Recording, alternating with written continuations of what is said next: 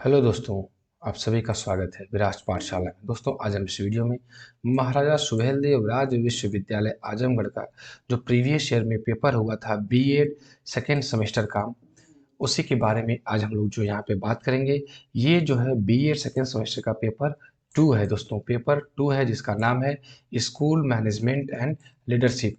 तो दोस्तों, जो महाराजा सुहेलदेव के सेमेस्टर सेकेंड में जो पहला पेपर है उसका नाम है एजुकेशनल टेक्नोलॉजी एंड आईसीटी। तो दोस्तों, उसका भी वीडियो हमारे चैनल विराज पाठशाला पे अपलोड कर दिया गया है। तो अगर आपने अभी तक उस पेपर को नहीं देखा है तो आप लोग जाकर के उस वीडियो को एक बार ज़रूर देख लें, क्योंकि दोस्तों प्रीवियस ईयर का पेपर जो है बहुत ही हेल्पफुल होता है अगर आप कोई भी एग्ज़ाम देने जा रहे होते हैं तो। क्योंकि प्रीवियस ईयर पेपर के माध्यम से हमें एक तरीका, एक आइडिया मिल जाता है कि किस तरीके के प्रश्न पूछे जा रहे हैं और किस टॉपिक से प्रश्न जो है दोस्तों बन रहे हैं। तो दोस्तों, इसीलिए मैं कह रहा हूँ जाकर के आप लोग जो उस वीडियो को भी देख लीजिएगा। तो आइए दोस्तों, हम लोग आज का वीडियो स्टार्ट करते हैं।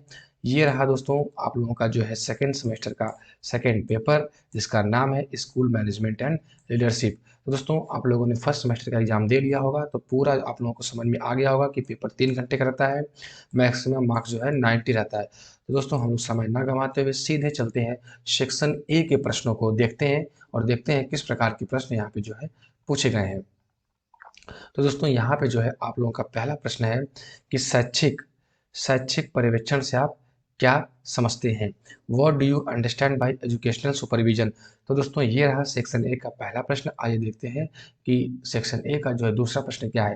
तो दूसरा प्रश्न है अच्छे प्रबंधन की विशेषताएं क्या है। What are the characteristics of good management. ये रहा आपका दूसरा प्रश्न।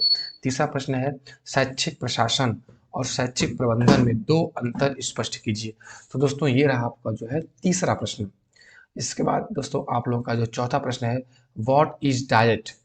डाइट के बारे में आपको जो है 50 शब्दों में यहाँ पे लिखना है। डाइट का जो फुल फॉर्म होता है वो होता है district institute of educational training. तो ये दोस्तों हो गया आप लोगों का चौथा प्रश्न। इसके बाद देखेंगे हम लोग जो है पांचवा प्रश्न क्या है दोस्तों।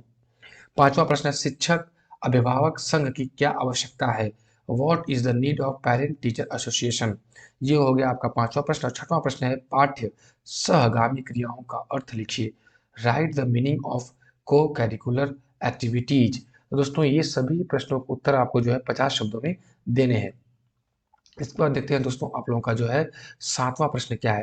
तो किन्हीं चार विद्यालयी अभिलेखों के नाम लिखिए। Right the names of any four school records. ये दोस्तों हो गया आपका जो है सातवां प्रश्न। इसके बाद आपका जो है आठवां प्रश्न है केंद्रीकरण तथा विकेंद्रीकरण के मध्य अंतर स्पष्ट कीजिए। तो difference between the centralisation and decentralisation. इन सभी प्रश्नों का उत्तर आपको जो है 50 शब्दों में देना है। इसके बाद दोस्तों देखते हैं आप लोगों का जो है नवा प्रश्न क्या है। तो एक अच्छी समय सारणी की विशेषता बताइए।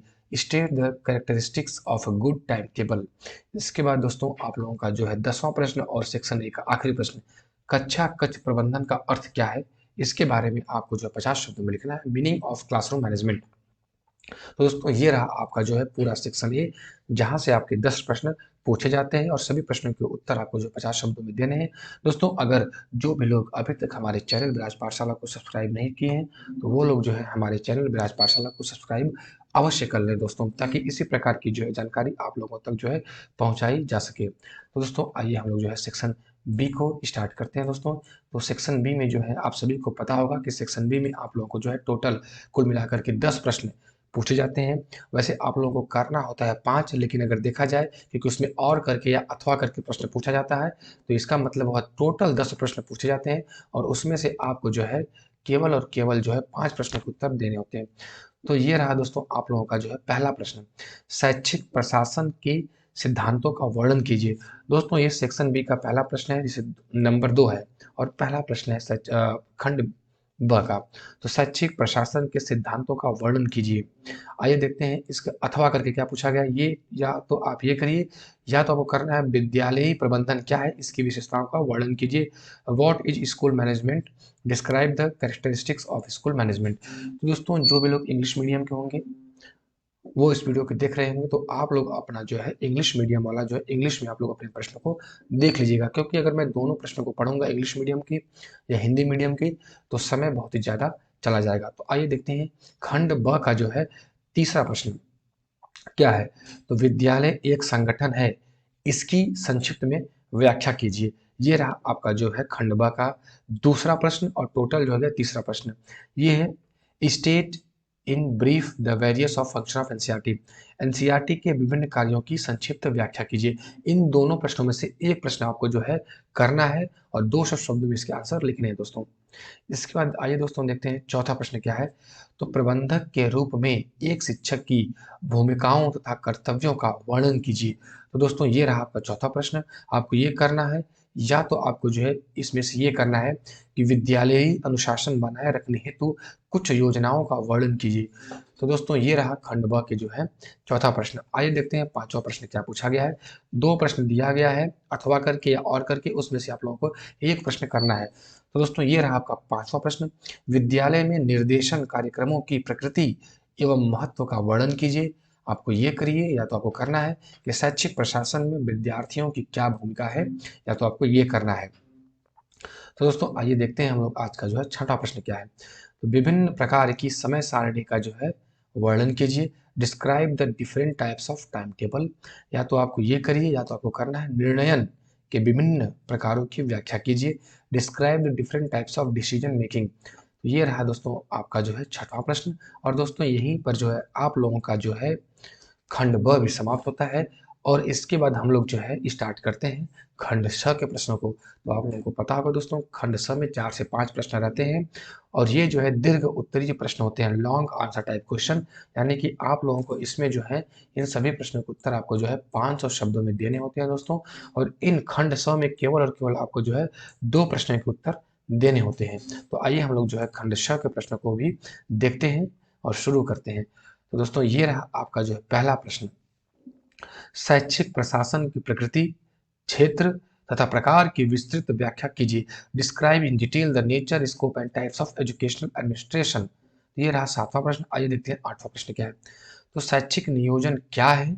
शैक्षिक नियोजन के सिद्धांतों तथा प्रकारों की व्याख्या कीजिए। तो what is educational planning? Describe principles and types of educational planning. दोस्तों ये हो गया आपका आठवां प्रश्न। नवां प्रश्न देते हैं, राज्य में शैक्षिक प्रशासन के ढांचे की व्याख्या कीजिए। Describe in detail the structure of educational administration in state. दोस्तों ये हो गया आपका नवां प्रश्न। और दोस्तों ये रहा आपका जो है 10वां प्रश्न आज का। तो विद्यालय के प्रबंधन तथा प्रशासन में प्रधान अध्यापक की भूमिका स्पष्ट कीजिए। तो दोस्तों ये रहा आपका जो है 10वां प्रश्न। इसको इंग्लिश में explain the role of headmaster in management and administration of school. तो दोस्तों ये रहा आपका जो है 10वां प्रश्न। और आज का जो दोस्तों है सेक्शन सी का 11वां और अंतिम प्रश्न। कक्षा कक्ष प्रबंधन में एक शिक्षक को किन किन समस्याओं का सामना करना पड़ता है? एक शिक्षक को अच्छा प्रबंधक होने के लिए किन किन गुणों की आवश्यकता होती है? तो दोस्तों ये रहा आपका जो है पेपर 2 बीएड सेकेंड सेमेस्टर का जो है पेपर 2 का पूरा प्रश्न हम लोगों ने यहाँ पे देखा दोस्तों। ये टोटल प्रश्न सेक्शन सी के भी आज यहाँ पे समाप्त होते हैं और हम लोगों ने पूरा का पूरा पेपर जो है बीएड सेकेंड सेमेस्टर का भी देख लिया है। तो दोस्तों आज के लिए इतना ही। अगर आपको ये वीडियो अच्छा लगा हो तो आप हमारे चैनल ब्राज पाठशाला को सब्सक्राइब अवश्य कर लें। हो सके तो इस वीडियो को जो है ज़्यादा से ज़्यादा शेयर भी कर दें ताकि अन्य लोगों तक भी ये इन्फॉर्मेशन पहुंच सके। तो दोस्तों आज के लिए इतना ही, मिलते हैं अगले वीडियो में। धन्यवाद।